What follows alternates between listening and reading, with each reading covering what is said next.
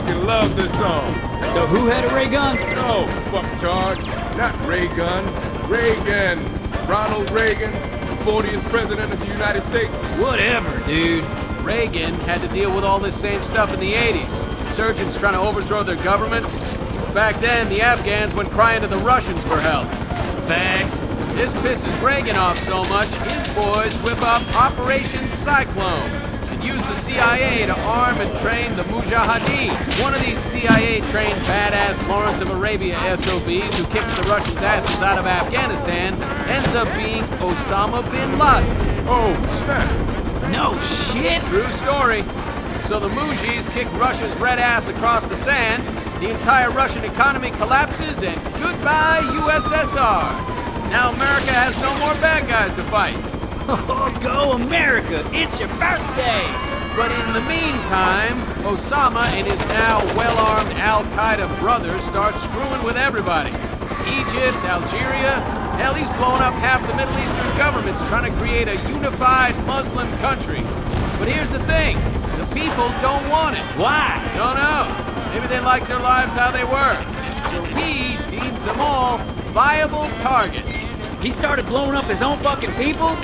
Man, that's fucked up. Yeah, that's why they're called terrorists, douchebag. So, Bush Sr. becomes President 41. Before we know it, he's balls deep in Kuwait fighting Saddam for the Saudis. This pisses Osama off so much, he starts mouthing off about Saudi Arabia. So the Saudis banish his ass. Sucks to be you. Now, the dude's living in a cave in the hills of Afghanistan, and he's like, screw this noise, and calls down a jihad on all Americans. So it's fatwa on America and our allies. And what happens next? 9/11? Oh, shit. Give that man a gold star. Fuck you, bitch. The Marines are balls deep in Iraq, Afghanistan, and now this butthole. The war on terror's got a plug to pull on the septic tank of insurgents. This place is the drain stopper. I heard that.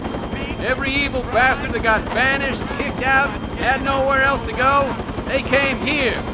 Anyway, it's the ETIM you really need to be worried about.